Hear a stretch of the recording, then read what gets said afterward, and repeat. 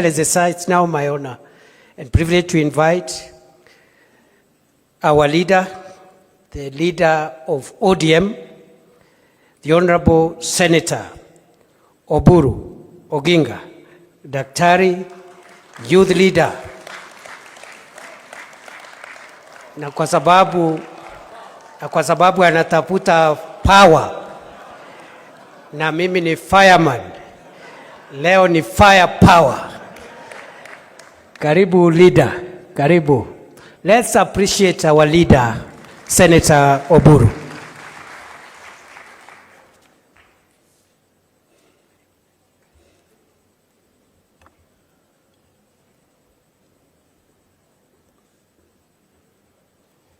Your Excellency, the President of the Republic of Kenya and Commander of the Armed Forces, Dr. William Samoei Ruto, the Deputy President, and all protocols observed, fellow members of Parliament, I would like not to make, I have a written speech here, but I don't want to read it all.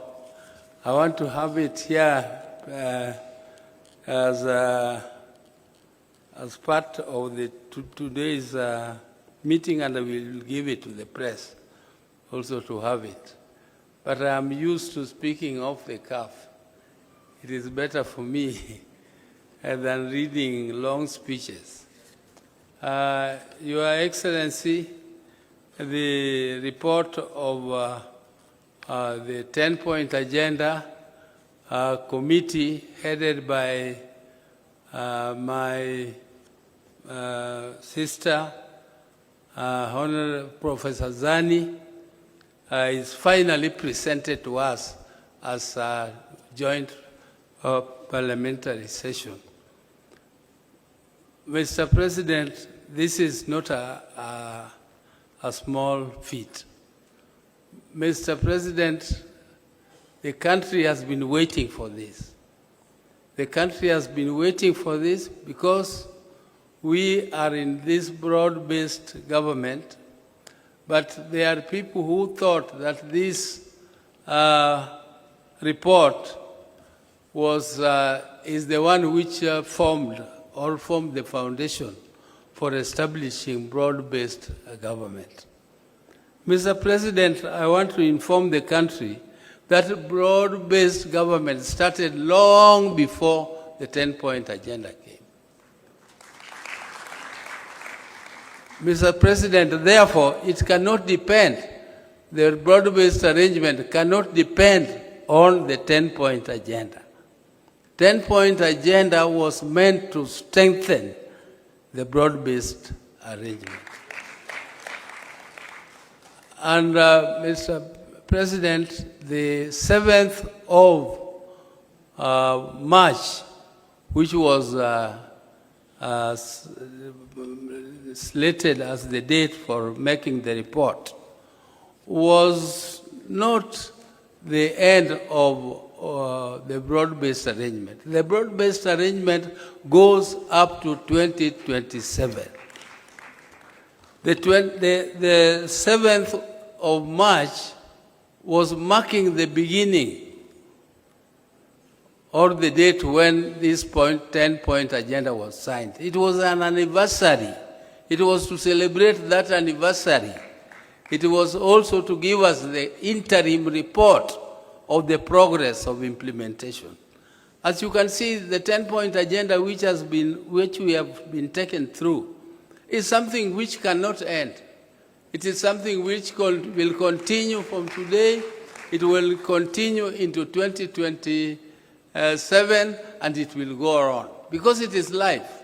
Most of these things which are contained here are actually concerning the livelihoods, the daily livelihoods of Kenyans. And we want to improve our society so that there will be no victimization of a victim, or we shall not have victims of police brutality. And our police are supposed to improve and we want to improve them because they are our sons and sisters. We don't want them to go to jail for killing people. They should not kill people. They should be trained to help our people to fulfill constitutional requirements. If our constitution allows demonstrations, let them be allowed to demonstrate, but demonstrate according to the law. Not demonstrate, you just wake up and you say, I want to go and demonstrate because it is my constitutional right. Yes, it is your constitutional right, but the law states how you should do it. The law guides. We must be a law-abiding society. And by abiding by that, what we are saying is that those who violate the law, those who violate the Constitution should be punished. They should be punished. But we really don't want to trap our people that you employ them in police and then tomorrow you have not trained them well and you jail them.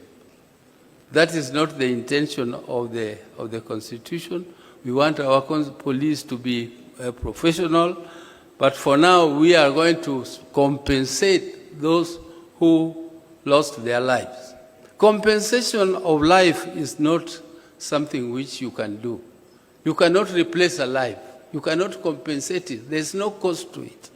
It is just to give some, to give some pollen to the people who lost their loved ones.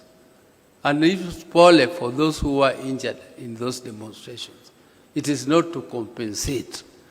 It is, even though we call it compensation, but you cannot compensate life. So those who thought that, who were saying that there is nothing absolutely which has been done on the 10-point agenda, shame on them. Shame on them, because you can see there is a lot which has been done and there is a lot which is still remaining to be done. I am very, very impressed, particularly by the agenda of infrastructure. The infrastructure is the game changer, and that is game changer for the whole world. If you go to these countries, we are saying we want to go to Canaan through Singapore. That Singapore used exactly the same methods we are using, including the infrastructure fund, including this infrastructure fund which the president signed into law yesterday. And it is infrastructure, infrastructure, infrastructure. That's what we said as a party, as ODM. If we continue to implement these infrastructural projects, the major ones like the SGR through Kericho to KICC, Kisumu, and up to Malaba and Busia, is a big game changer. This big road, which is connecting us with Uganda from Rironi, is a big game changer. And I was so impressed by the report about Northeastern. Northeastern Kenya is regarded to be an arid and semi-arid land. But there is a lot of wealth there. The country concentrated on what was called the high potential areas. But they left the north, which has all the minerals. It has all the animals. We need to take big abattoirs there and take meat to Saudi. A small country like Botswana has become very rich just because of exporting meat. Why? And we have ignored that area. Instead of opening it up, it is left as a security area.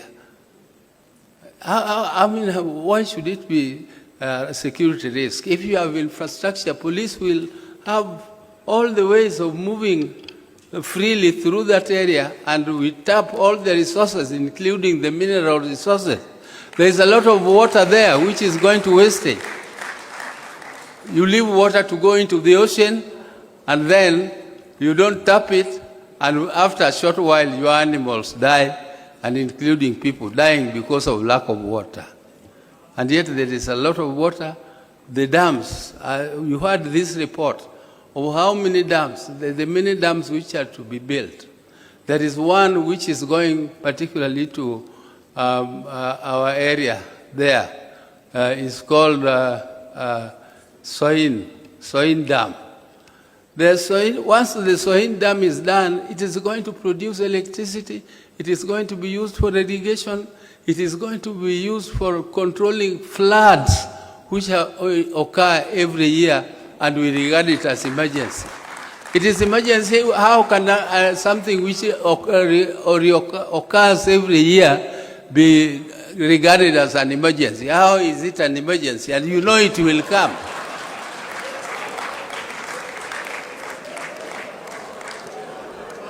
So you have... Thank you. Yeah, I don't want to...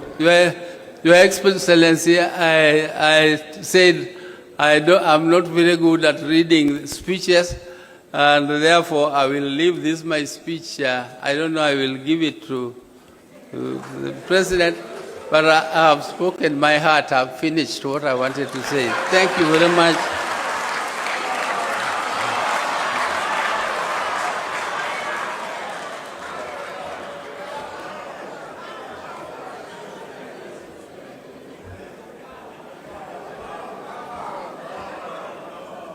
The power see power. The power see power.